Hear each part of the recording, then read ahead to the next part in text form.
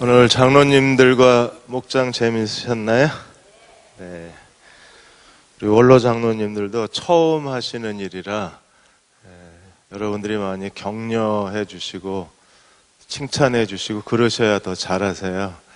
그러니까 열심히 참석하셔서 끝나고 나시면 두 번, 세 번 오늘 너무 좋았다, 잘하셨다, 여러 가지 은혜 많이 받으셨다 이렇게 인사를 좀 하셔야 됩니다. 아무리 충청도 사람이지만 인사할 건 하고 삽시다.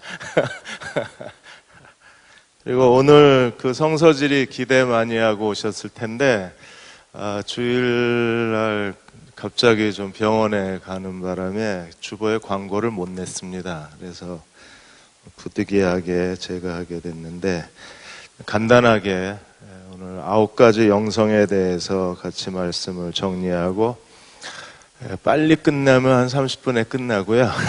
조금 늦으면 한 40분 그렇게 되면 그 정도 시간이면 정리가 가능할 거예요. 자, 9가지 영성에 대한 책은 그 게리 토마스가 지은 책인데 이게 조금 문제가 있는 게 이게 천주교나 또 그 신비주의자들의 그런 예배 형태까지 다 긍정적으로 묘사를 해서 이게 책이 나오다가 절판이 됐거든요. 그런데 저희들한테 이 책이 그 중요한 이유가 우리가 서로 예배의 영적 기질 때문에 서로를 비판하고 판단하고 서로를 정죄할 때가 교회에 많이 있습니다. 그래서 더 이상 서로 정죄하거나 비판하지 않기 위해서 우리에게 필요한 게 그 서로에 대한 영적 기질을 잘 아셔야 돼요. 사람마다 영적 기질이 그 성격적 기질이 다른 것처럼 신앙의 영적 기질도 다 달라요. 예수님이 베다니에 가셨을 때 마리아는 예수님 발 앞에 앉아서 그 말씀을 듣고 있었고 마르다는 예수님을 최고로 대접하기 위해서 그 전에 막 한식 자격증, 조리 자격증 다 따고 양식 조리 자격증 다 따고 그래서 자기가 직접 대접한다고 그 마음이 분주했잖아요. 근데 우리는 마르다를 비판을 하고 마리아를 존중히 여기려는 성향이 있습니다. 여러분 다 마리아처럼 예수님 발 앞에 앉아서 말씀만 들으면 밥은 누가 해요? 밥을 먹어야죠, 밥을. 우리 성경에, 한글 성경에 마치 예수님이 마르다를 비판하신 것처럼 나와 있는데 비판한 게 아니고 더 좋은 것을 선택했다고 얘기하신 거지 마르다를 비판하신 게 아니었어요. 그러니까 마르다에게 분주히 예수님을 대접한 것도 너무 잘한 일이었는데 먼저 요구하신 게 뭐냐면 좀 마리아처럼 내 말 좀 듣고 이것도 하고 저것도 하지. 그런데 마르다는요 한 가지만 한 거잖아요. 둘 다 한 가지만 한 겁니다. 마리아는 얌체처럼 말씀만 듣고 있었고 마르다는 정말 온몸을 다해서 음식을 하고 있었고 그러니까 둘 다 양쪽을 다 못하고 둘 다 한 가지씩 한 거예요. 근데 어차피 둘 중 하나를 선택하는 거였다면 마리아가 더 낫다는 겁니다. 왜? 주님이 굶으시는 것보다 오히려 말씀을 가르치시는 게 주님이 더 기쁘시잖아요. 여러분들 저한테 식사 대접해 주는 것보다 제가 그 설교하는 걸 열심히 들어주는 거하고 제가 뭘 더 기뻐하겠습니까? 당연히 재미없는 설교도 재미있는 것처럼 들어주면 그게 더 기쁘죠. 왜? 그게 하나님이 저에게 준 사명이니까. 저 밥 먹으러 여기 온 게 아니라 가르치러 온 거니까. 그 얘기예요. 그러니까 둘 다 중요한 건데 선택을 마리아가 더 잘했다는 거죠. 마르다는 자기 입장에서 주님을 섬긴 거고 마리아는 주님의 입장에서 주님을 섬겨드린 거고. 그래서 누가 옳다고 다 정죄할 수는 없습니다. 왜냐하면 영적 기질이라는 게 9가지나 있어서요. 사람들이 다 똑같은 방식으로 하나님을 예배할 수가 없고 다 똑같은 방식으로 영적 성장이 일어나는 게 아니에요. 어떤 사람들은 정형화된, 표준화된 교회의 성장 방법론이라는 게 있습니다. 주일 예배 잘 드리고 매일 큐티하고 그리고 교회 성경 공부에 참여하면 신앙이 성장한다고 말합니다. 근데 어떤 사람은 매일 큐티를 통해서 실제로 영적 성장이 이루어져요. 근데 어떤 사람은 매일 큐티를 해도 아무 일도 안 일어나요. 어떤 사람은 성경 공부를 열심히 하면 신앙이 막 올라오게 막 팍팍팍 자랍니다. 한여름에 콩나물 자라듯이 쑥쑥쑥 자라요. 근데 어떤 사람은 성경 공부를 하느라고 하는데도 아무 변화가 안 일어나요. 왜 그럴까요? 영적 기질이 달라서 그렇습니다. 다 똑같은 방식으로 다 똑같이 성장하는 게 아니기 때문에 자기에게 맞는 영적 방식을 이해를 해야 돼요. 그래야 내가 나에게 맞는 영적 방식을 내가 찾아내서 내가 그 방법으로 자기의 영적 성장을 이루어야지 날마다 믿음이 자라나지, 저 사람이 저렇게 했다고 그걸 똑같이 흉내낸다고 내가 자라나는 거 아니에요. 그래서 예수께서 마가복음 12장 30절에 하나님을 사랑하려면 어떻게 하라 그랬어요? 마음을 다하고 뜻을 다하고 성품을 다하고 힘을 다하고 목숨을 다하여 주 너의 하나님을 사랑하라. 그래서 다 해야 될 게 5가지나 있잖아요. 여기에 5가지를 다 하라고 했을 때 사람마다 자기의 에너지가 집중되는 게 달라요. 어떤 사람은 마음에 있고 어떤 사람은 의지에 있고 어떤 사람은 그 목숨에 있는 거기 때문에, 그래서 나는 에너지의 근원이, 영적 에너지의 근원이 어디 있는가를 봐야 돼요. 자, 첫 번째로 넘어갑니다. 9가지 색깔 중에 첫 번째가 자연주의 영성입니다. 이분들은 건물 안에서 예배를 드리고 그리고 잘 갖추어진 건물 안에서 성경 공부를 하고 그리고 모든 게 다 잘 짜여진 그 건물 안에서 프로그램을 하면 시들시들합니다. 그런데 야외에 나가면 사람이 살아나요. 갑자기 영적 침체가 막 그 회복이 되기 시작하고 하나님의 임재를 느끼고, 우리는 별로 그렇게 뭐 큰 감동이 없고 이게 미세먼지가 불지 않을까 막 이래서 마스크 찾고 이러는데, 이 사람은 그 자연에 나가면 막 영혼의 편안함을 느끼고 영혼의 활력을 느껴요. 그 사람은 자연주의 영성입니다. 그래서 자연주의 영성의 사람들은 정기적으로 자연에 나가야 돼요. 그런 분들이 등산 다니면 정말 좋습니다. 옆집 아줌마 따라서 가는 게 아니라 자연주의 영성의 사람들은 정기적으로 자연에 가서 계속 하나님이 만드신 천지 만물을 눈으로 보고 온 마음으로 느껴야 그 자연과의 접촉을 통해서 영이 살아나요. 만일에 여러분들이 자연에 나가서 하나님이 지으신 천지 만물을 보고 거기서 영혼의 만족이 오고 영혼의 기쁨이 오고 영혼의 활력이 느껴지면 여러분들은 자연주의 영성을 가지신 분이에요. 근데 산에 올라가는 거 싫고 뭐 바다가 그게 그거지 짜증나고 그냥 편안하게 이렇게 푹신한 소파에 앉아서 책 보는 게 좋으면 이 사람은 자연주의 영성이 아닌 거예요. 근데 아무리 좋은 시설을 갖추고 있고 좋은 강사님이 오고 좋은 프로그램이 있다고 그래도 밖에 나가서 탁 트인 하늘을 쳐다보고 하나님이 주신 천지 만물을 보는 것만으로 막 하나님의 임재가 느껴지고 하나님과의 교제가 막 이루어지고 하나님이 막 내귀에 대고 속삭이는 것처럼 느껴지면 자연주의 영성이에요. 그분들은 정기적으로 나가셔야 돼요. 답답하고 힘들고 지치고 영적으로 침체되면 무조건 보문산 올라가시든지 아니면 저기 서해안 가서 갯벌을 거니시든지 아니면 꽃 피기 시작했습니다. 벌써 목련이 막 피기 시작했어요. 벚꽃도 피고 개나리도 피기 시작했습니다. 개나리밭 한가운데 벌렁 누워서 한 2-3시간 있고 꽃향기에 회복이 돼서 나와요. 이분들은 자연주의 영성을 가지신 분이기 때문에 자연 속에서 하나님을 사랑하셔야 믿음이 쑥쑥 자라요. 이분들은 보통 거실에다가요 완전히 화단을 만들어놔요. 아유, 왜 그 몸 아프다며 저건 왜 해? 아프다는 거 거짓말인가 봐. 그렇게 얘기하시면요 시험 들어요. 이분들은 어쨌든 봐야 돼요. 꽃을 보고 화분을 보고 막 그 초록색을 봐야지 영이 살아요. 그래서 여러분들이 그 뭐 허리 아프다며 꾀병인가 봐 이러시면요, 인간관계 다 끊어져요. 그러니까 그렇게 하신 분은 자연주의 영성이구나. 그러면 화분이라도 하나 더 사다 줘야죠. 그래야 친해집니다. 그걸 정죄하거나 비판하시면 안 돼요. 근데 야외에서 하나님을 사랑하시는 사람이 되려면 세 가지를 잘해야 되는데, 첫째로 반드시 회심한 사람이어야 이 하나님이 만드신 천지 만물을 통해서 영적 교제가 이루어져요.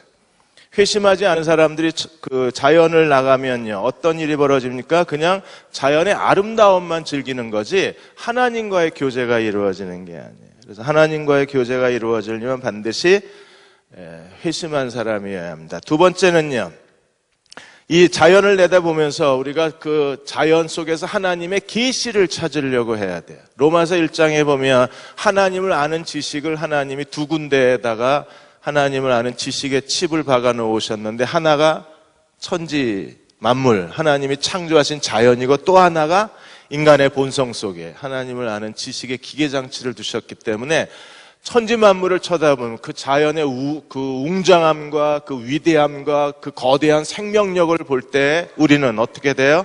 하나님의 전능하심을 생각하게 되고, 우리가 피조물임을 깨닫게 되고, 이 천지, 이 아름다운 우주 만물을 지으신 여호와가 나를 사랑하신 것에 대해서 감격하게 되고, 그러니까 나가서 하나님이 만드신 그 자연을 한 바퀴 쭉 보고 돌아오면 하나님의 사랑이 다시 회복이 되는 거예요. 나는 그분의 자녀다. 전능하신 이 천지를 만드신 위대한 하나님의 자녀다. 그 마음에 막 용기가 생기고 신념이 생기고 마음의 믿음이 회복이 되는 거예요. 그래서 반드시 자연을 보면서 계시를 얻어야 돼요. 세 번째는요, 그 천지 만물을 보면서 반드시 해야 될 게 하나님의 음성을 들어야 돼요. 그것을 아름다운 저녁 노을을 보면서 가만히 그 노을을 쳐다보고 있으면 하나님께서 말씀하시는 것처럼 느껴질 때가 있어요. 그게 하나님이 오늘 내게 주시는 메시지가 될 거예요. 그 황혼이 얼마나 아름다워요. 그러면서 제가 그 황혼을 저녁 노을을 쳐다보면서 기도하는 거예요. 하나님, 저녁 노을이 저렇게 하루 종일 제일 아름답잖아요. 저렇게 아름다운 것처럼 저의 노후도 점점 더 아름답게 해주십시오. 그럼 하나님 마치 저에게 말씀하시는 것 같아요. 내가 너한테 그렇게 해주겠다고 약속하마. 노을을 보러 보면서. 그게 자연 속에서 하나님과의 교제와 임재를 즐기는 겁니다. 그래서 여러분도 자주 답답하고 힘들면 나가세요. 그래서 가끔 교회도 야외에서 예배 드릴 필요가 있어요. 근데 자주 나갈 수가 없어서 그렇지. 그래서 제가 지역예배 지역교회 담임 목사님들한테 가끔 나가라고 하는 이유가, 밖에 나가서요, 산에서 들에서 예배를 드려라. 왜? 자연주의 영성 때문에 그렇습니다. 모든 사람 중에 어떤 사람은 이 자연주의 영성 지수가 높지만 대부분 그리스도인들은 자연주의 영성이 다 기본적으로 있어요, 본능 속에. 그래서 가끔 나가면 좋아요. 거기서 하나님의 임재를 누릴 수가 있기 때문에. 자, 두 번째로 감각주의로 넘어갑니다. 감각주의의 사람들은 내가 넘겨야 돼.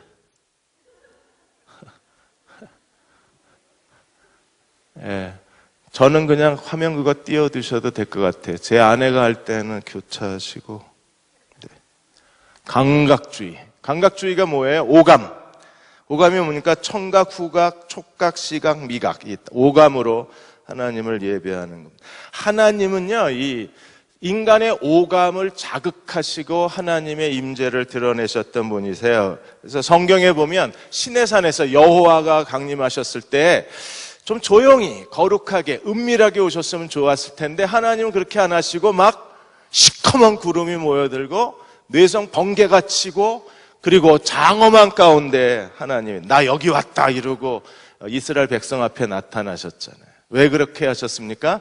오감을 자극하는 거예요. 왜? 사람이 오감을 통해서 경험한 게 실제로 머리를 통해서 경험한 것보다 더 오랫동안 그 하나님의 임재에 대한 체험적 지식이 유지가 되기 때문에 오감을 자극하시고 하나님이 임재하세요. 에스겔이 본 하나님의 그 영광, 하나님의 영광이나 또 하나님의 임재를 보면 막 폭풍이 몰아치고 막 수레바퀴가 4개가 동시에 돌고, 그리고 막 천사의 날개가 막 12개가 퍼덕거리고, 이게 전부 시각을 자극하고 바퀴 굴러가는 웅장한 소리, 청각을 자극하고, 이게 전부 오감을 자극하면서 하나님이 임재하신 겁니다. 그래서 감각주의적 영성을 가진 사람들은 보고 듣고 느끼는 게 되게 중요해요. 이게 보고 듣고 느끼는 게 없으면 그분들은요, 신앙이 그냥 시들시들해집니다. 그래서 계속 이 감각을 자극해주는 교회, 자극해주는 시간, 자극해주는 프로그램이 아주 중요해요. 이렇게. 그래서 오감을 가지고 한번 그 성경에 오감을 가지고 하나님이 어떻게 하나님을 예배하게 하셨나. 제일 먼저 첫째로 청각에 보면 제일 우리가 교회에서 하나님을 예배하면서 자극할 수 있는 청각이 뭐예요? 찬양하는 거예요. 그래서 교회가 찬양팀이 있고 성가대가 있는 이유는 그 찬양팀의 찬양 인도와 성가대의 찬양을 통해서 우리의 청각이 만족을 하는 거예요. 그리고 내가 부르는 것보다 듣는 게 훨씬 더 청각을 자극을 합니다. 그래서 하나님께서 시편 96편에 보시면 하나님 뭐라고 그러셨어요? 새 노래로 여호와께 노래하라. 온 땅이여 여호와께 노래하라. 우리가 계시록에 보시면 어린 양 보좌 앞에서 모든 그 구원받은 사람들이 하는 일이 뭐였어요? 어린 양을 찬양하는 일이었어요. 그러니까 천국에 가면 아마 24시간 3교대로 하는 게 아마 찬양하는 일일 것 같아. 나같이 노래 못하는 사람은 큰일 났어. 성악 레슨 받고 가야 될 것 같아. 그러니까 찬양, 그 아름다운 찬양을 들으면 저절로 우리가 눈을 감으면서 그 찬양 속에 임재하신 하나님의 거룩함을 느낄 수가 있잖아요. 그래서 대원교회에 제가 첫인상이 찬양이 참 아름다운 교회다. 제가 그 청빙 사경회 때 몇 번 말씀을 드린 것처럼 저희 교회는 참 하나님이 축복해 주신 것 중에 하나가 찬양이 아름다운 교회예요. 청각이 만족이 되는 거예요. 그래서 이 청각을 해야 되는데 지금 성경에 대해서 마틴 루터가 한 말 중에 이런 말이 있습니다. 성경은 청각을 위해서 쓰여진 책이라 그래요.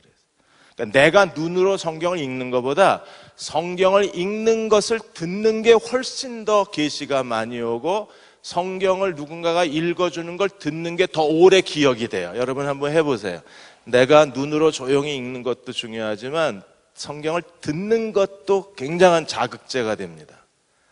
요새는 스마트폰에 다 성경 어플 있잖아요. 그리고 다 이게 보이스, 오디오 기능이 됩니다. 그래서 조용할 때 성경을 들으세요. 들으면 자극이 돼요. 자극이 되면 영이 깨어나요. 영이 깨어나면 하나님에 대한 소망이 다시 불이 붙어요. 사람이 소망이 커져야 믿음의 간절함이 생기고 소망이 커져야 삶의 용기도 생기고 소망이 커져야 뭘 하겠다는 의욕도 생기는 거예요. 그런데 귀가 뚫리면, 귀가 열리면 소망이 생겨난대요. 그래서 성경을 읽는 것도 우리에게 아주 중요한 일입니다. 두 번째, 후각. 지금 예배, 저희가 현대 교회 예배에서 후각을 자극할 만한 건 없습니다. 그런데 하나님의 성막에서는요, 후각이 가득했어요. 왜? 계속 고기 타는 냄새 나죠. 이거 정말 중요할 것 같아요. 멀리서도 이 고기 타는 냄새가 번제는 홀랑 다 태웠잖아요. 통째로. 그러니까 이게 굉장히 멀리 거기에 내장 기름이 다 탔으니까 살이 다 탔으니까 멀리서도 이 고기 타는 냄새가 나는 거예요. 그러니까 여호와께 제사 드리는 제사가 단순히 성막 안에서만 이루어지는 게 아니라 그날 북서풍이 부냐 남동풍이 부냐 이거에 따라서 황사가 불어오느냐에 따라서 냄새가 전 지역으로 다 퍼져나가는 거예요. 얼마나 아름다웠겠어요. 또 얼마나 배가 고팠겠어요. 저는 하나님이 이거 진짜 멋있다. 완전히 불태워드리면서 이 재물 타는 냄새가 가득 퍼졌을 때 그 냄새를 맡는 사람들이 저절로 예배자가 됐을 거잖아요. 우리도 주일마다 돼지 한 마리씩 구울까 봐. 그러면 대전 시내 사람들이 오늘 대웅교회 예배드리나 보다. 그 다음에 성전으로 들어가면요, 거룩한 향이 계속 24시간 불타올랐잖아요. 그게 성막 안에서만 향이 돌았겠어요? 밖으로 다 향이 스며 나왔겠죠. 물론 그 향은요, 제사의 향이 아니라 이 향은 뭐라 그랬어요? 성도들의 기도라고 그랬으니까. 그래서 하나님이 후각을 통해서 하나님의 임재, 하나님의 연락, 그걸 냄새를 통해서 하나님께서 받으셨다는 걸 보여주셨는데, 오늘 교회에서는 이 후각을 자극할 만한 게 별로 없죠. 그래서 우리가 옆 사람 냄새를 잘 맡아야 돼. 사람 냄새 나는 교회. 좀 교회가 사람 냄새가 났으면 좋겠어요. 인간미가 살아있는. 그 다음에 세 번째, 촉각. 손으로 만짐으로써 우리가 하나님을 예배할 수 있습니다. 그러니까 구약에서는요, 제물을 드리는 사람들이 전부 제사장과 함께 제물에다 손을 얹고 다 기도를 했습니다. 그래서 예배 자체가 촉각도 함께 동반한 제물을 드리는 과정이었어요. 그럼 오늘 우리들에게 촉각, 그 손으로 느끼는 느낌이 뭐여야 되는가? 그래서 자꾸 제가 악수하세요, 서로 좀 허그하세요, 이게 촉각이 살아나야 돼요, 교회는요. 왜냐하면 촉각이 살아나면 마음이 열리고, 마음이 열리면 하나님의 임재를 경험할 수 있어요. 근데 이게 마음이 열리지 않으면 하나님의 임재를 느낄 수가 없기 때문에, 그래서 가만히 다른 옆에 있는 사람들의 그 따뜻함이 내 몸으로 전달되어져 오고 피부 접촉을 통해서 뭔가 느낌이 전달되어 오는 것처럼 중요한 게 없어요. 여러분, 연애 처음 시작했을 때 그 손 한번 잡으려고 얼마나 호시탄탄 기회를 노리고, 항상 기회를 노리고, 쉬지 말고 기회를 노리고, 범사의 기회를 노리고, 어떻게 하든 손끝이 살짝만 이렇게 스쳐도 짜릿하고, 그날 밤 막 잠을 못 이루고, 이제는 만지래도 안 만져.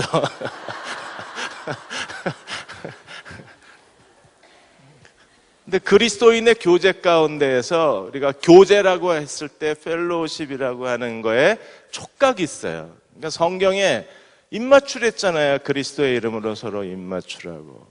그래서 그대로 중동에 있는 사람들이나 아프리카 쪽 사람들은 성경 그대로 순종을 하는데 우리는 순종을 안 하잖아요.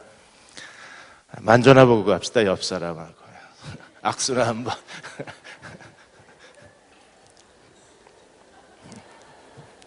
기분이 좋아지십니까?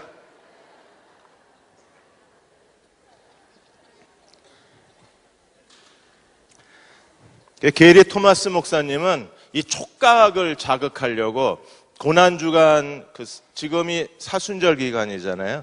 부활절 전 40일을 사순절이라 그러는데 주머니에다가 못을 넣고 다니세요. 사순절 동안에.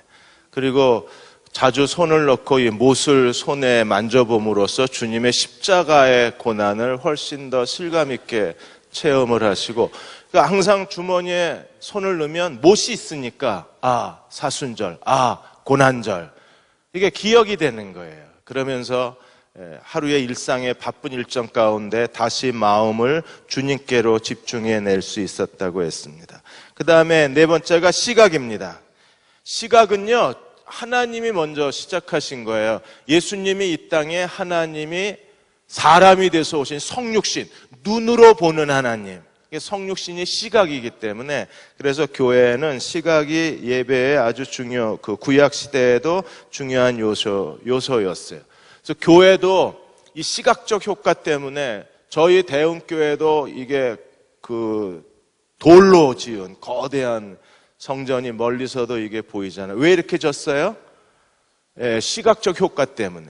그래서 여기는 하나님을 예배하는 거룩한 장소라는 것을 이 시각적 효과로 나타내는 거예요. 그래서 예배당 안에 들어왔을 때 자연스럽게 하나님을 예배할 수 있는 모든 시각적 효과들을 최대한 살리는 게 예배당 건축의 기본적 조건입니다. 그래서 우리가 눈으로 보는 것에 자극을 받아서 하나님을 예배해야 되기 때문에, 그래서 이 시각적 효과를 위해서 성가대원들이 전부 성가대 가운을 입고, 헌금위원들이 전부 가운을 입고, 실제로는 이 목회자도 다 입어야 되는데 침례교는 이게 예배 전통주의에서 벗어났기 때문에 목사들은 입지 않는데, 이게 전부 뭐 하는 효과가 있어요? 시각적 효과가 있는 거예요. 그러니까 이런 것들이 자극이 돼야지 그 영성의 본능이 깨어나는 사람들이 있어요. 이게 시각이 채워지지 않으면 영성의 본능이 깨어나는 사람들이 있습니다. 그래서 이분들은 예배의 시각적 효과를 좀 극대화 줄 필요가 있습니다. 마지막 다섯 번째가 미각입니다.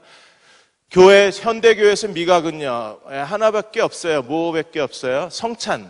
떡을 먹고 포도주를 마시고 그 과정을 통해서 예수께서 내 안에 계신다는 것을 우리가 실감나게 할 수 있습니다. 근데 구약에서는 하나님이 미각적 효과를 극대화시키면서 하나님을 예배하게 하시고 절기를 지키게 하신 예가 많잖아요. 유월절 같은 경우에도 어린 양의 고기를 다 통째로 태워서 급히 먹게 하시고 반드시 뭘 먹어야 돼요? 쓴나물. 쓴나물을 먹으면서 뭘 기억했습니까? 애굽의 400년 동안의 고난을 기억하게. 그러니까 하나님이 그 음식 미각을 통해서도 출애굽의 6월절에 하나님의 구원을 기억하게 하시는 거예요. 그리고 하나님 앞에 드린 제물을 제사장과 함께 가족과 함께 먹으면서 화목제물로 먹으면서 그 제물을 먹으면서 뭘 기억해야 돼요? 그리스도가 우리를 위해서 십자가에 죽으셨다. 구약에서는 바라보고 먹은 거고 우리는요, 그 이미 십자가에 죽으신 그리스도를 기억하면서 성찬을 먹는 거고. 그러니까 그런 면에서 이 미각을 통해서 하나님께서 하나님이 은혜로 주신 것들을 기억나게 하신 거예요. 그래서 이 감각주의자들은 끊임없이 뭔가 자극적인 걸 찾고 자극적인 신앙을 구하게 됩니다. 너무 자극적인 걸 찾다가 이상한 데로 가는 분들이 많이 계시지만 자극적인 게 어느 정도 충족이 돼야 이분들은 자기 신앙이 살아있다는 걸 느끼게 돼요. 만일에 감각주의자들이 흔히 빠지기 쉬운 위험이 있다면 어떤 것이 있는가? 알맹이 없는 예배예요. 그러니까 예배에 듣고 보고 느끼는 것만을 중요하게 생각하다 보니까 예배에 알맹이가 없어져요. 어떤 때 우리가 하나님을 찬양하는데 그 찬양 자체에 빠져서 자기가 지금 무슨 찬양을 부르고 있는지 어떤 가사를 부르고 있는지도 모르고 그냥 그 음악의 분위기에 빠져 있을 때가 있잖아요. 이게 감각주의자들이 빠질 수 있는 첫 번째 위험이에요. 그 가사를 음미하면서 불어야 되는데 우리는 그 분위기하고 느낌에 자기를 속일 때가 있는 거예요. 두 번째는요, 예배를 예배하는 거예요.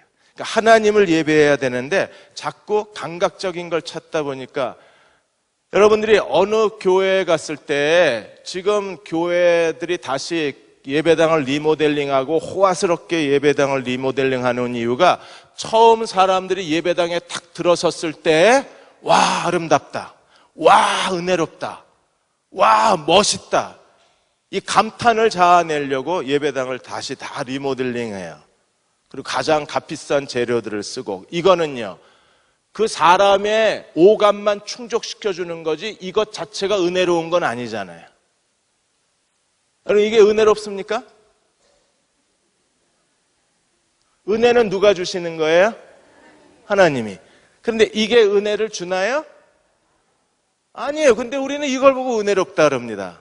이걸 예배를 예배한다 그러는 거예요.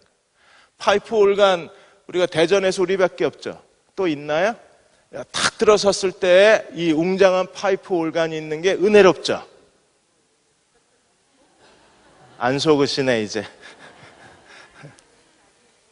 예? 근데 우리는 상투적으로 뭐라 그럽니까? 와, 은혜롭다 그러죠. 여긴 안 그래요? 예, 죄송합니다. 예, 제가 살던 동네에서는 은혜롭다 그래. 제가 좋지 않은 동네에서 살았나 봐요. 은혜롭다 그래. 와, 이 교회 은혜롭다 이럽니다. 근데 그게 은혜로운 게 아니잖아요. 예, 그냥 멋진 거지. 근데 우리는 마치 그런 건물의 외형에서 은혜를 찾으려고 하는 것처럼 느껴질 때가 있습니다. 그걸 예배를 예배한다. 그러니까 감각주의자들이 그 겉모습에 쉽게 빠질 위험성이 큰 거예요. 그 다음에 세 번째로 넘어갑니다. 전통주의.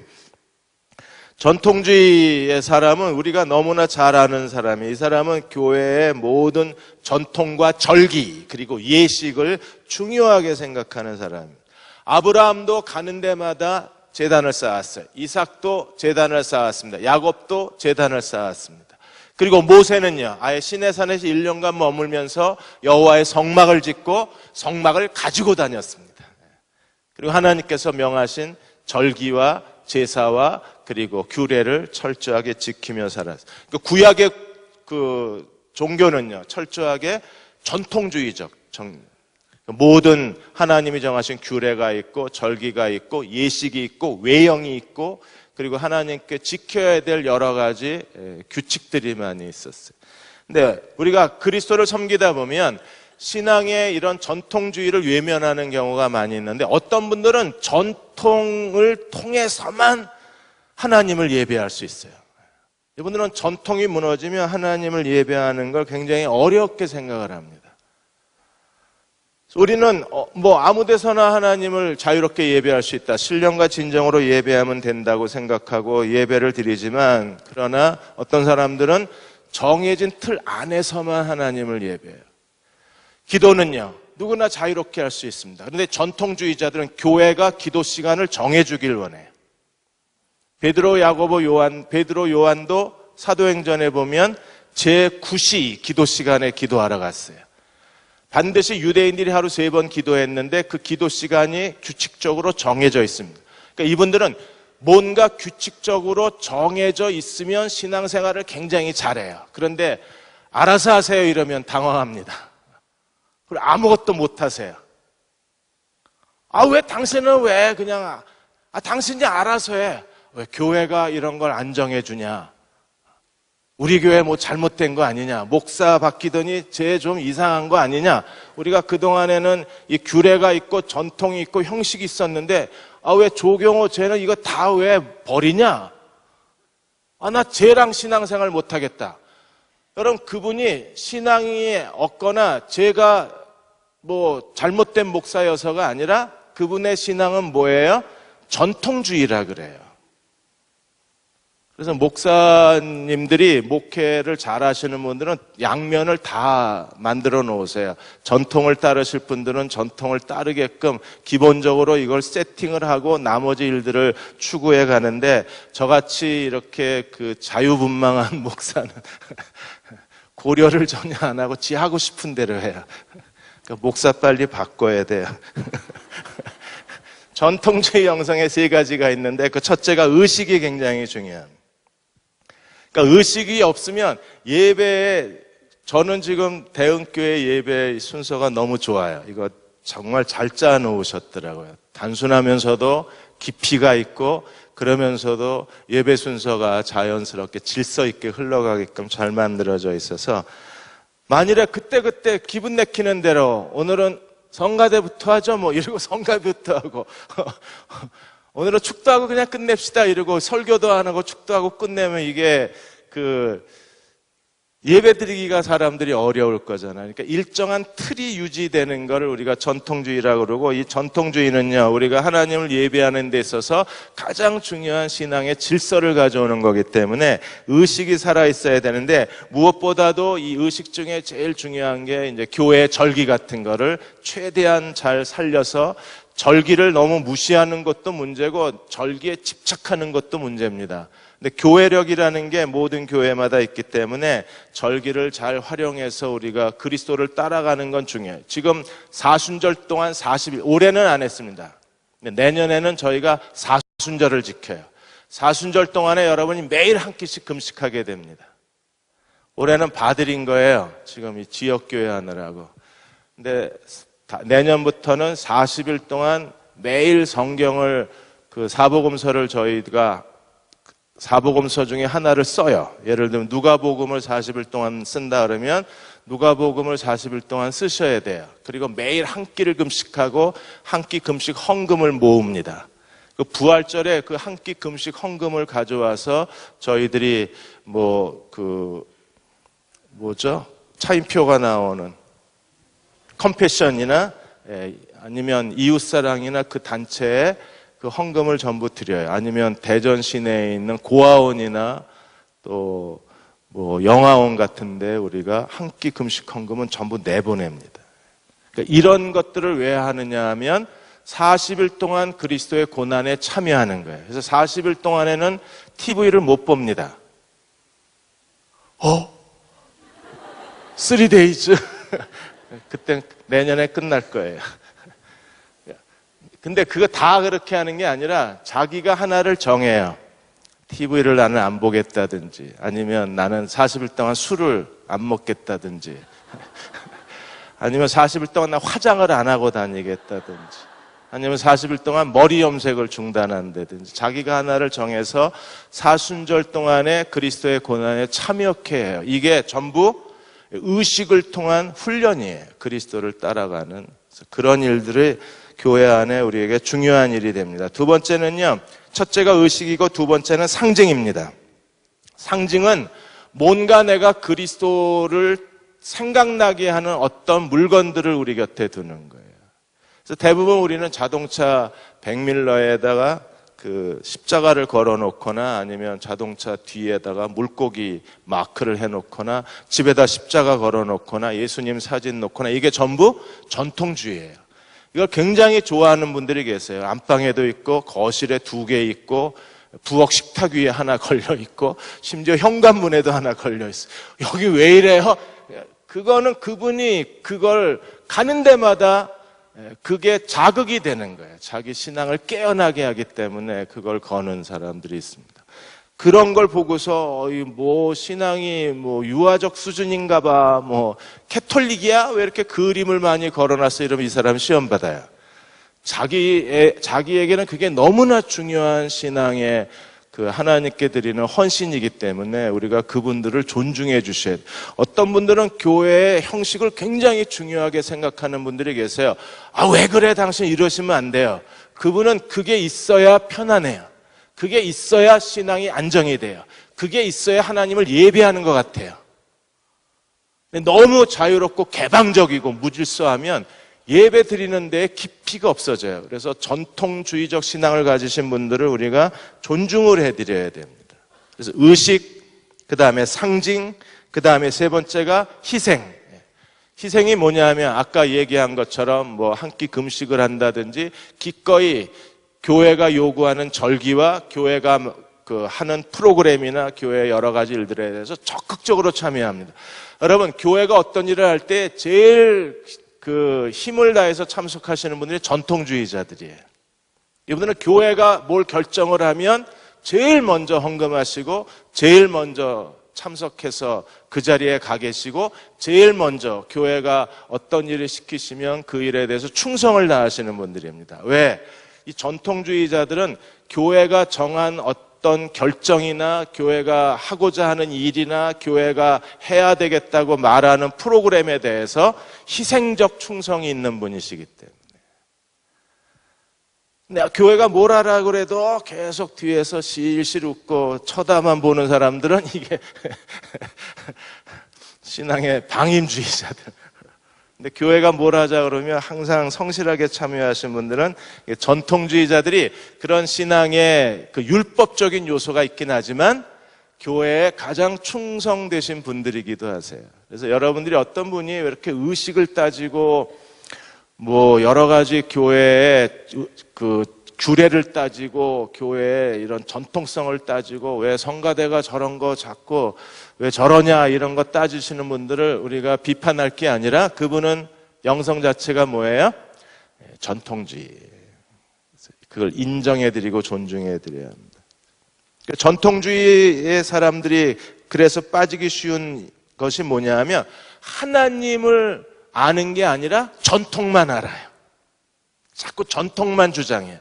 여러분, 전통이라는 건 하나님을 섬기기 위해서 만들어 놓은 거잖아요. 그러니까 때로는 전통을 버려야 그것을 타협을 할 수도 있어야 되는데, 이분들이 타협을 안 해요.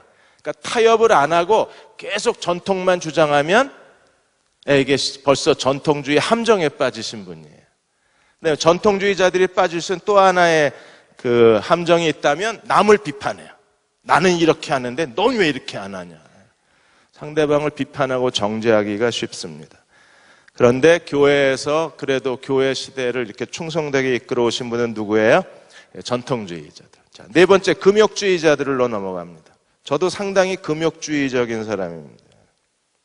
그래서 금욕주의 사람들은 하나님과의 혼자 조용한 시간을 통해서 하나님을 예배하고 하나님의 임재를 즐기는 사람들이고, 이런 혼자만의 고독한 시간뿐 아니라 삶을 굉장히 심플 라이프에 단순하게 만드는 사람이에요.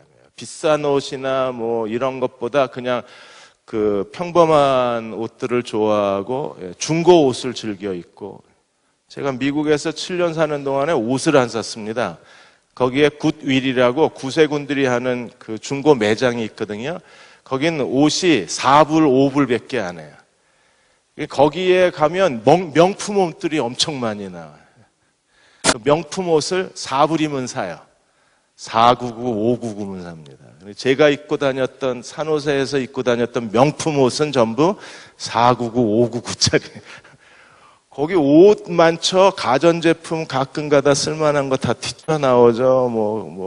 그 필요한 식기류 거기 다 나오죠. 저는 아예 제 개인 매장이 굿윌이었었어요. 제가 검소한 사람이 아니라 그냥 그렇게 입고 먹고 사는 게 편해서 그래요. 그게 왜 편하냐? 이게 금욕주의 영성이라 그래요. 생긴 게. 제가 그렇게 사는 거는 그냥 제 영성 기질이 그래서 그런 거지, 그게 무슨 특별한 이유가 있는 게 아닙니다. 그러니까 우리 중에 어떤 분들은 이런 금욕주의적 영성을 가진 분들이 계시고, 그분들의 영성의 기질이나 삶의 태도를 우리가 존중히 여겨주셔야 돼요. 그래서 고독한 시간을 통해서 내면의 금욕주의를 통해서 하나님과 교제하고, 두 번째는 청빈한 삶을 통해서 그들이 삶이 단순해질수록 하나님께 더 헌신할 수 있는 사람들이고, 세 번째는 엄격해요. 자신에게도 엄격하고 다른 사람에게도 굉장히 엄격합니다. 아니, 거꾸로 자신에게는 엄격하고 다른 사람에게 너그러운 금욕주의자들이 많이 있어요. 그래서 그들은 하나님 앞에 자기를 헌신하는 데 있어서 금욕주의적 영성을 가지고 섬기는 사람들입니다. 금욕주의자들은 어떤 걸 즐겨하냐? 첫째가 심야 기도, 저희 금요기도회 같은 경우에 저는 지금 일주일 중에 제일 제가 좋아하는 날이 금요기도회예요. 요새 사람이 점점 줄어서 걱정이에요. 금요기도를 정말 좋아합니다. 그 다음에 새벽기도. 이 새벽기도를 좋아하시는 분들이 대부분 다 금욕주의자입니다. 왜? 잠을 포기하고 하나님을, 남들이 잠자는 동안에 이분은요 기도하시는 거기 때문에, 새벽 기도하시는 분들은 바질 패팅턴이라는 신학자가 이들이야말로 진짜 금욕주의자라 그랬어요. 새벽 기도하시는 분들. 저는 잘 못합니다. 그 다음에 두 번째 침묵, 세 번째 금식, 네 번째 순종.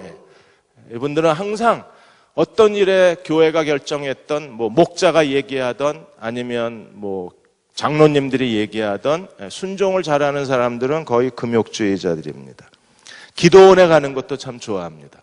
가끔 기도원에 가야 비로소 숨이 쉬어지는 듯한 답답함이 해소되시는 분들은 금욕주의자. 일상생활에서 떠나서 몇 시간이든 며칠이든 기도원에서 혼자 하나님과의 조용한 임재를 즐기시는 분들, 그래야 영이 살아나는 사람들. 그 다음에 금욕주의자들은 고난을 찾으러 다닙니다. 고난을 즐기는 정도가 아니라 고난이 오면 그렇게 기뻐해요. 왜? 자기 신앙이 한 단계 더 하나님께 가까워질 수 있다는 걸 경험으로 알기 때문에. 다른 사람들은 고난을 피해 다니는데 이 사람들은 고난을 따라다니는 사람.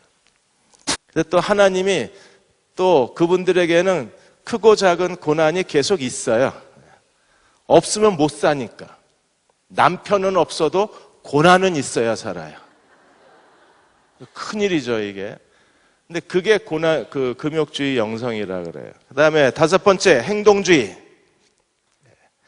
저도 이 행동주의의 사람 중에 하나입니다. 제가 총신 처음에 들어갔습니다. 그러다가 총신 들어가니까 난장판이더라고요. 그 학교 총회 이사진들하고 교수들하고 대결을 전투가 벌어졌는데, 그 전투 속에 저희 학생부가 중간에 끼어 들어간 거예요. 이게 학교가 말이 아니니까.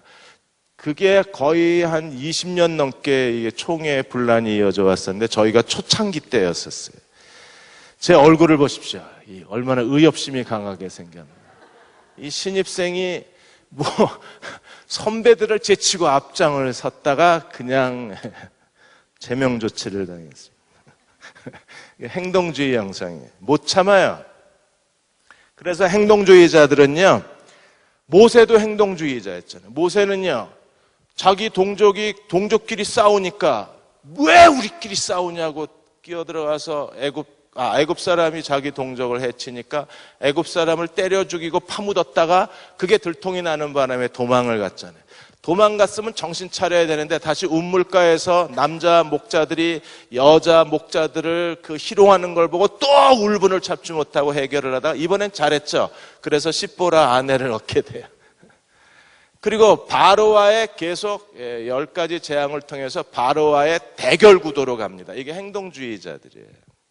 그러니까 우리 가운데 어떤 분들은 정말 행동주의자예요. 그래서 하나님의 정의를 앞세우고 잘못된 것을 참지 못하고 잘못된 것을 개혁해야 되는 사람들이 있습니다. 만일에 여러분의 남편이 그런 사람이면 제발 좀 가만히 있으라고 그러지 마십시오. 이 사람 가만히 있으면요, 정신과 가야 돼요. 당신이 하고 싶은 대로 하라고 그러십시오.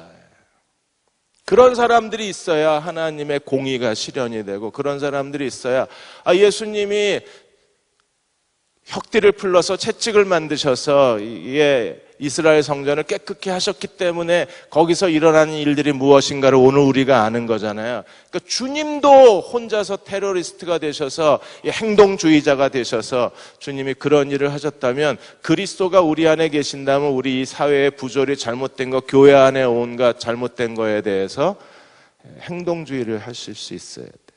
그런 남편과 그런 자녀를 두셨으면 여러분들이 감사하고 그들이 하나님의 공의를 이 땅에 제대로 세우도록 잘 격려를 해 주셔야 돼요. 아셨습니까? 가만히 좀 있어! 이러고 자꾸 그러지 말고, 가만히 있으면 교회가 어떻게 되겠어요? 그런 분들이 자꾸 불같이 일어나야 하나님이 교회를 정결케 하시고 회복하실 수 있는 거예요.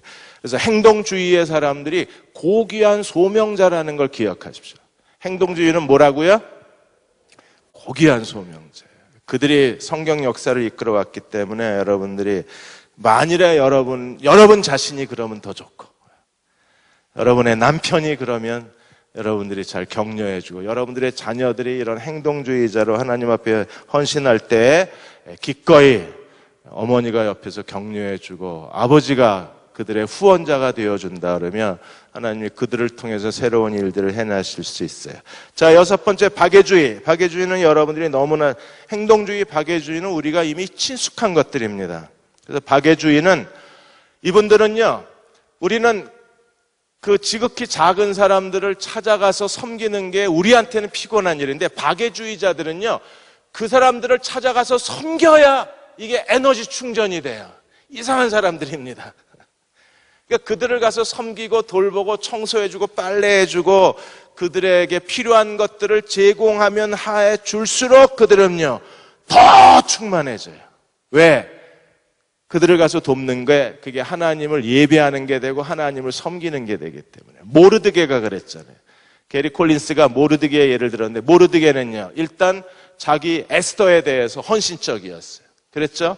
그러다가 에스더를 궁중에 집어넣고 나서 이번에 누굴 또 도와요? 왕을 도와요. 왕의 배반하는 일이 일어났는데, 왕을 해하려는 음모를 알고 모르드게가 그 사실을 왕에게 고함으로 왕을 살해하려는 음모가 무산이 되게 만듭니다. 이게 왕을 섬기는 거잖아요. 그 다음에 하만과의 대결에서 모르드게는 굳히지 않고 행동주의자로 그가 하나님을 섬겼을 때, 박애주의자에서 행동주의자의 모습을 갖고 나갔을 때 하나님이 모르드게를 통해서, 에스더를 통해서 이스라엘을 페르시아의 하만의 계교에서 구원하셔서 불임절이 생겨나고, 그리고 그는 지극히 높은 페르시아 제국의 가장 높은 지위에 올라가잖아요. 그러니까 누군가를 돕는다는 것처럼 중요한 일이 없습니다. 머더 테레사가 뭐라 그랬어요? 우리는 다른 사람을 도움을 통해서 그들에게서 하나님의 형상을 본다 그랬죠. 우리가 볼 때는 그분들은 장애우지만, 그러나 박애주의자들이 볼 때 그들은요, 하나님의 얼굴이에요. 그러니까 하나님의 얼굴이니까 그렇게 사랑으로 섬기겠죠. 그래서 저희 교회도 기대하십시오. 예. 박애주의 영성을 펼쳐갈 겁니다. 제 아내가 아마 이제 강의하면서 가끔 얘기할 텐데, 제가 전에 있던 형제교회에서는요, 여성교회원들이 매주 나와서 봉사를 해야 됐었어요. 거기 뭐, 독거노인들 매주 가서 청소해줘야 되고, 그 다음에 소년, 소녀 가장 도시락 몇십 개 만들어, 일주일치 도시락을 싸가지고, 여성교회가 다 배달을 다녔어요. 기대가 되시죠?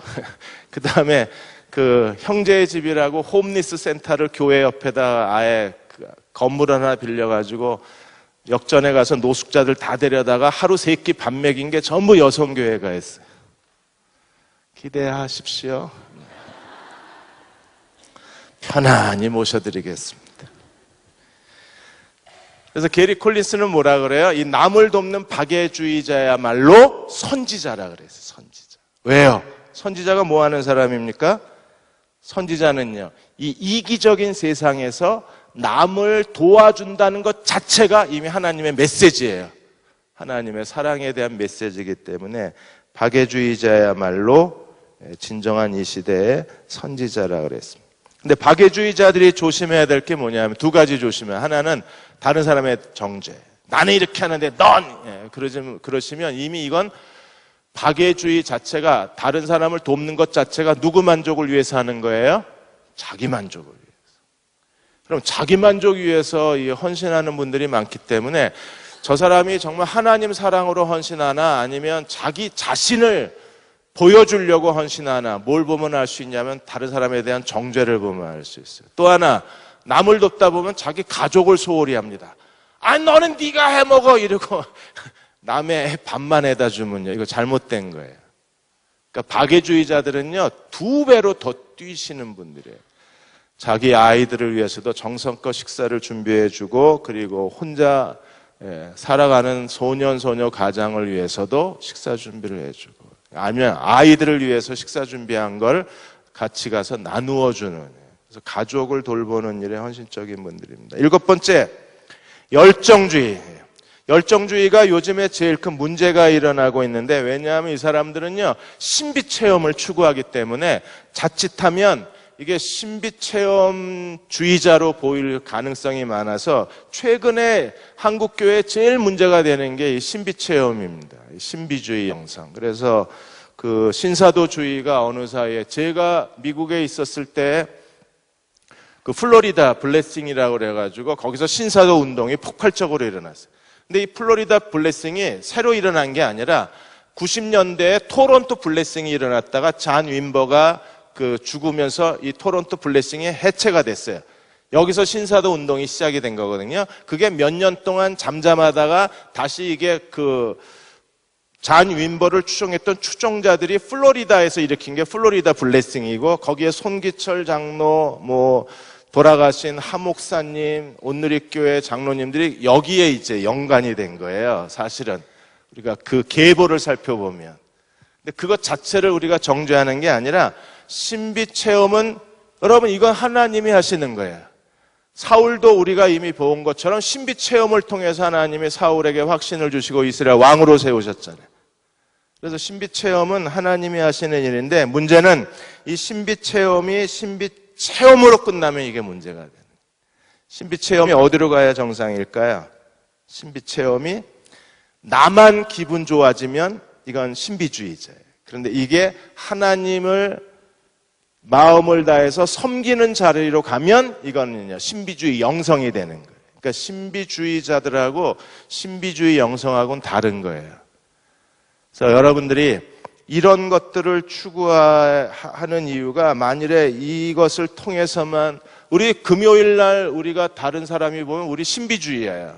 막 찬양 뜨겁게 하고 쫙 이러고 소리 지르고, 조경호 왜 저러냐고 되게 놀랬다는 사람이 있어요. 설교 들을 때는 점잖은 줄 알았는데 기도할 때 보니까 이상하더랍니다. 그냥 솔직하게 미친놈같이 듣겠죠.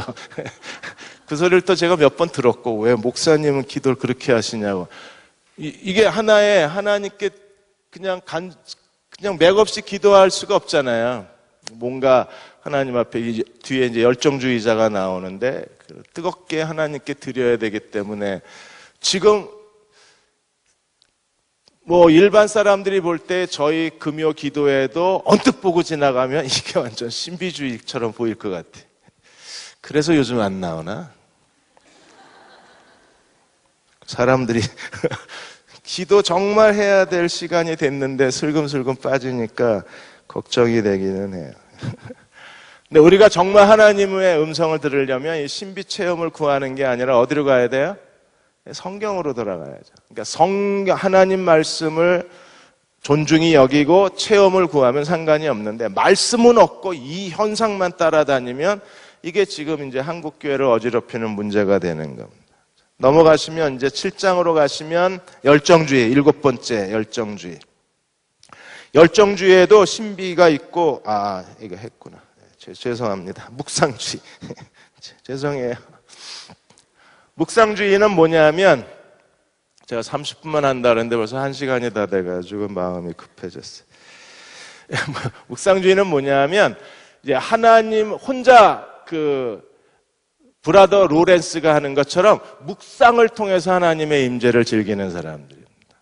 그래서 그들은 하루의 중요한 일과 중에 하나님 앞에 침묵하는 게 굉장히 중요해서 이분들이 묵상의 몇 가지 형태들을 가지고 그 묵상 가운데에 하나님의 임재를 즐기는 사람들이 있는데 묵상주의에 몇 가지가 있어요. 첫째로 예수님의 기도라는 게 있습니다. 예수님의 기도는 주 예수여 나를 불쌍히 여겨 주옵소서. 이 기도만을 계속 하루에 수백 번을 되풀이하는 거예요. 예수님, 저를 불쌍히 여겨 주십시오. 기도할 수가 없고 너무나 답답하고 그리고 하나님 앞에 무기력해지고 영적 침체에 빠졌을 때 하나님의 임재를 회복하기 위해서 묵상주의자들이 하는 기도가 이 기도예요. 주 예수님, 저를 불쌍히 여겨 주십시오. 그 기도를 반복하면서 그 자기의 무기력에서 빠져나오는 경우가 있습니다. 두 번째는 집중 기도입니다. 오늘 하루 내가 다시 하나님의 임재를 회복하기 위해서 내가 하나님 앞에 2시간 동안 기도하겠다, 3시간 동안 기도하겠다고 해서 일정한 시간을 정해놓고 그 외에 모든 것들을 다 중단하고 기도에 전념하는 겁니다. 이분들은 하나님의 임재가 느껴지지 않으면 불안해요. 그래서 하나님의 임재가 느껴지지 않으면 즉시 무릎을 꿇어야 돼요. 아니면 성경을 펴놓고 하나님 말씀을 묵상해야만 됩니다. 웬만한 사람들은 하나님의 임재가 느껴지지 않아도 그럴 수 있지 하고 지나가는데 이분들은 너무 예민해서 그걸 그대로 못 지나가요. 그래서 가던 걸음 모든 하던 일을 하다가 다 멈춰야 돼요. 그리고 다시 하나님의 임재를 회복해야 됩니다. 그러니까 이분들이 어떤 일을 하다가 갑자기 교회 같이 막 활동을 하다가 사라져버리는 사람들이 있어요. 묵상주의자들입니다. 어디 갔어요? 회복하러 갔어요. 아니 지금 당장 다 플랜 짜놓고 일을 해야 되는데 막상 일을 시작하면 없어져 버려요. 이 사람이 변덕스러운 사람이어서가 아니라 성실하고 충성된 사람인데 어떤 중요한 순간에 사라져버리는 건 묵상주의자예요. 막 일을 하다가 막 계획을 세우고 막 일을 하고 막 얘기를 너무 많이 하다 보면 뭐가 없어져요? 하나님의 임재의 느낌이 없어지니까 그걸 못 견디고 어디로 간 거예요? 다시 기도하러 가는 거예요. 그래서 이분들은 말 많이 하는 걸 아주 싫어합니다. 말이 많을수록 자기가 영적으로 다 공허해지기 때문에. 마지막으로 이제 묵상 기도를 합니다. 이 묵상 기도는 그냥 멍하니 명상하는 게 아닙니다. 명상과 묵상 기도는 다릅니다. 묵상 기도는 어떻게 하는 거예요? 성경을 펴놓고 성경을 읽으면서 혼자 하나님과 더불어 기도하는 게 묵상 기도예요. 명상은 성경이 없고 묵상 기도는 성경을 갖고 하는 겁니다. 마지막 9번째, 지성주의. 지성주의자들은요, 끊임없이 하나님께 지식을 추구하는 사람들이에요. 그래서 지적 욕구가 채워져야 만족하는 사람입니다. 저도 이 지성주의 영성이 좀 있습니다. 그래서 어느 날 하나님의 뜻에 대해서 어떤 분은 이렇게 얘기하고 어떤 분은 이렇게 얘기하고 어떤 분은 이렇게 얘기하는 거예요. 목사님마다 하나님의 뜻에 대해서 얘기하는 게 달라요. 그래서 서점에 가가지고 하나님의 뜻에 대한 책은 다 사놨어요. 한 달 동안 그걸 다 읽었어요. 하나님의 뜻에 대한 거 그때 한 20몇 권인가 사다 놓고 죽치고 앉아서 읽었습니다. 그럴 때 하나님의 뜻이 그렇게 거기 현재 나와 있는 책들을 다 읽으니까 아, 이게 하나님의 뜻이구나 하는 게 보여요. 지금도 그 방식을 제가 사용을 합니다. 예를 들어 신사도 운동 그러면 신사도 운동에 대한 책은 다 구입해다가 한꺼번에 다 읽어요. 셀교회 그럼 셀교회에 대한 책을 다 사다 놓고 그걸 죽치고 앉아서 읽습니다. 그러면 그 주제에 대한 어느 정도 정확한 성경적 지식을 얻게 돼요. 이 지식을 얻어야 내가 그때 안심이 되는 거예요. 그 지식의 욕구가 채워지지 않으면 안심이 안 됩니다. 그래서 여러분 남편이나 여러분 자신이 혹시 어떤 분들이 신학교에 가야 되겠다고 말씀하시는 분들 중에 이 지성주의 영성을 가지신 분들이 많아요. 이게 채워지지가 않으니까. 교회에서 하는 성경 공부로는 이게 안 채워지는 거예요. 그래서 뭔가 더 나은, 더 깊이 있는 지식을 채워요. 그래서 이분들은 새로운 지식을 만났을 때 마치 은사주의자들이 은사받은 것처럼 그 열정주의자, 신비주의자들이 새로운 은혜를 경험한 것처럼 이분들은 새로운 지식을 얻었을 때 희열이 있어요. 설교를 들을 때에도 뭔가 설교자를 통해서 새로운 지식을 발견하면 이분들은요, 희열이 넘쳐요. 그날은 밥 안 먹어도 배불러요. 그날은 남편에게 서비스도 좋아져요. 그날은 아이들이 도자기 다 깨트려도 용서가 돼요. 엄마 지갑에서 돈을 훔쳐가도 괜찮아요. 너그러워집니다. 왜? 새로운 지식을 얻었기 때문에. 그러니까 지적 욕구가 강한 사람들은 지성주의자. 자, 이렇게 9가지를 봤는데 여러분들 보통 이 3가지가 있어요. 이 3가지가 교차로 나타나기도 하고 가장 강한 거에서 그리고 가장 중간치 2개가 있고 내가 어느 영성을 갖고 있는가를 알아야 자기의 신앙을 어떻게 키워갈까를 우리가 결정할 수 있어요. 이 게리 목사님은 이분이 제일 강한 게 자연주의예요.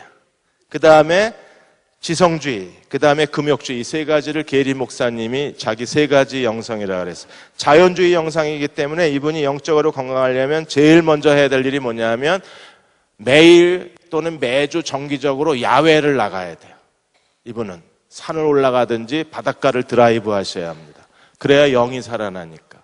그 다음에 지성주의이기 때문에 이분은요, 계속 자기의 그 신앙을 자극해 줄 수 있는 경건서적을 많이 읽거나 아니면 세미나를 참석을 하시거나 아니면 유튜브에서 다른 목사님 강의를 들어야 돼요.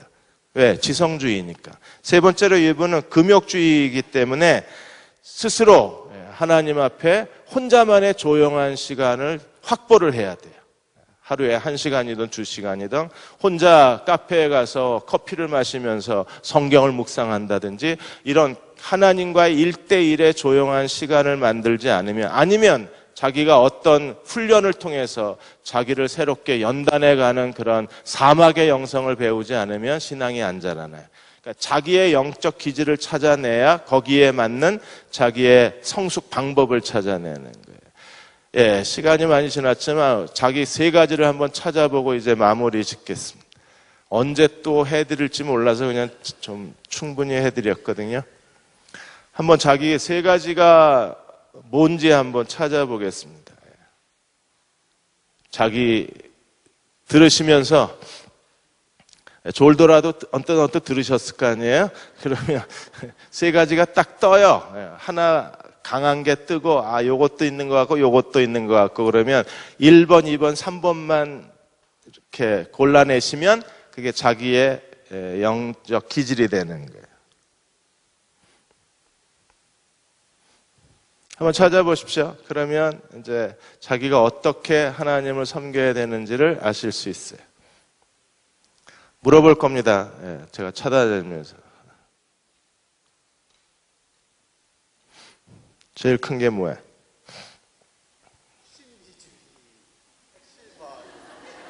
열정주의, 신비주의? 열정주의는 결국 기도할 때는 기도하고 뜨거울 때는 뜨겁지만 또 안 될 때는 이가 기도원을 쫓아다녀가지고 해서 결국 방방 그래가지고 그런 것 때문에 시험 들고 할 때가 많이 있어요. 그럼 신비주의, 열정주의가 맞아.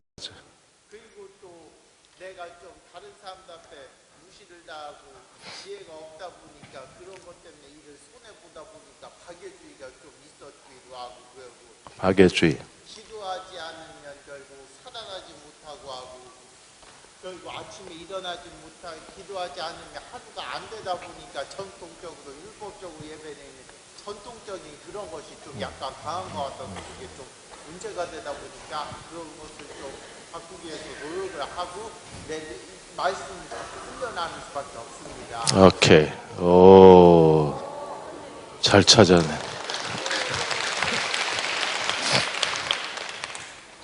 또 누가 한번 해보시겠습니까? 지금 제가 알고 있는 형제하고 형제가 말하는 게 거의 일치하거든요. 이게 자기를 정확하게 잘 분석해낸 거예요. 자, 여러분은 아직 잘 모르지만 이렇게 얼굴 보면 대충 짐작이 되니까 말씀하시면 제가 평가해 드릴 수 있어요.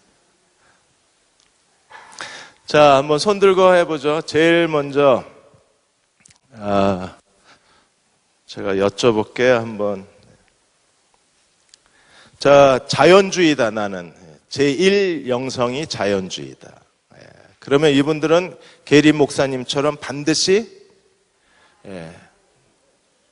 야외를 산책하셔야 돼요. 정기적으로. 그거는요, 그 신장 투석하시는 분하고 똑같아요. 정기적으로 가서 투석을 안 해주면 피가 탁해지셔가지고요, 어느 날 쓰러지면 이게 회복이 안 됩니다. 그 다음에 두 번째로 감각주의. 나는 오감이 중요하다. 감각주의. 이분들은 좀 최신 예배당을 찾아가실 필요가 있어요. 왜냐하면 이 건물 외형에서 상당히 많이 그 감각을 채우기 때문에, 아니면 성가대로 들어가시거나, 일단 가운을 딱 입는 순간에 자기 만족이 오거든요. 그러니까 그런 감각, 자기의 감각을 채울 수 있는 걸 찾아가시는 게 아주 중요합니다. 그 다음에 세 번째, 나는 전통주의다. 아마 여기 제일 많으신 분이 전통주의 같아요. 제가 볼 때는. 전통주의. 잘하셨습니다. 제가 여러분들이 하나님 잘 섬길 수 있도록 전통을 잘 만들어드려요. 내년 사순절을 기대하십시오. 금욕주의. 나는 금욕주의자다. 가능한 단순하게 살고 하나님 앞에 고독한 시간이 좋고 혼자 하나님을 섬기는 게 좋다. 네, 고맙습니다. 그 다음에 다섯 번째, 행동주의. 나한테 걸리면 죽는다. 나는 목숨을 내놓고 성전을 청결케 하는 주님을 닮아가야겠다. 정확하게 다 보셨네요. 그 다음에 여섯 번째, 나는 박애주의자다. 저도 박애주의자예요. 저는 우리 옆에 있는 가난한 사람은 우리가 책임진다는 주의이기 때문에 대응교회 주변에 있는 사람은 대응교회가 다 책임질 거예요. 그러니까 싫으시면 교회를 떠나셔야 돼요, 지금부터. 감사합니다. 그 다음에 일곱 번째, 신비와 열정주의. 나는 자극적인 게 좋다. 나는 하나님 할 수만 있으면 저 구름을 뚫고라도 나는 하나님께 부르짖고 싶다.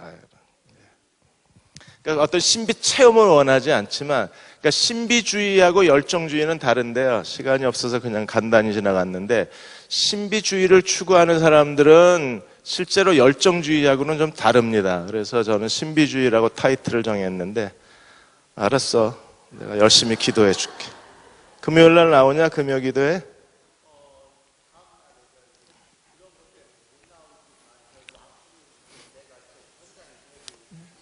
야, 신비 열정주의라며 금요일날 안 나오면 말이 되냐, 그게.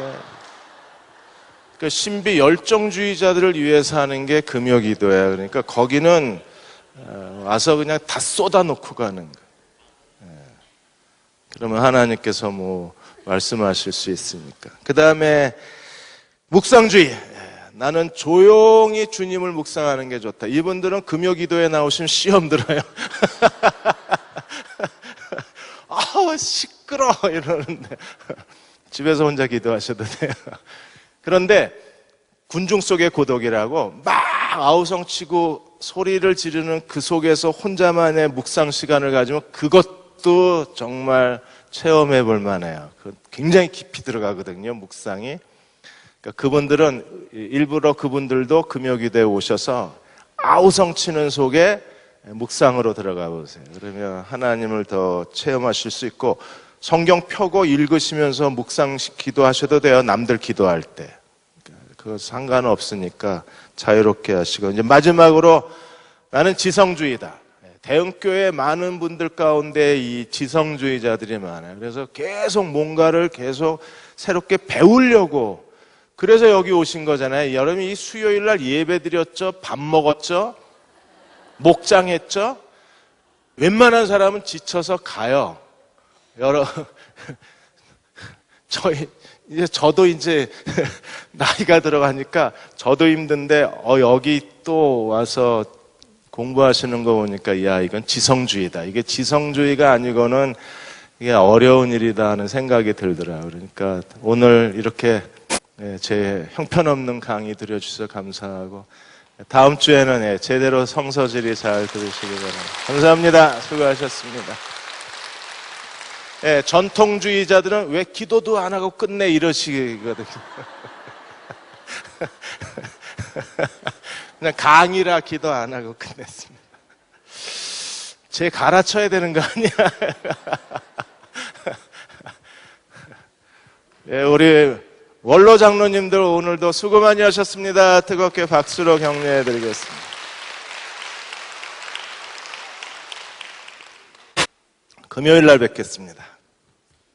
진짜 기도 안 해. 해드릴게요. 그냥 가면서 하세요. 기도해드려요? 기도하겠습니다. 기도하겠습니다. 아버지 하나님, 오늘 9가지 영성을 배웠는데, 나는 어떤 영성의 사람인가? 너는 어떤 영성의 사람인가? 우리가 서로 잘 알고 서로를 인정해주고 서로를 존중해주고 자기에게 맞는 영성의 방법을 잘 찾아서 하나님 더 그리스도의 장성한 분량이 충만한 데까지 성장하는 대흥교회 모든 교우들 되게 해 주옵소서. 더 잘하고 싶습니다. 더 주님을 닮고 싶습니다. 더 주님의 충만을 누리고 싶습니다. 하나님이 우리를 위해서 예배해 놓으신 모든 복을 받고 싶습니다. 저희를 축복하여 주옵소서. 예수님의 이름으로 축복하고 기도하옵나이다. 수고하셨습니다. 감사합니다.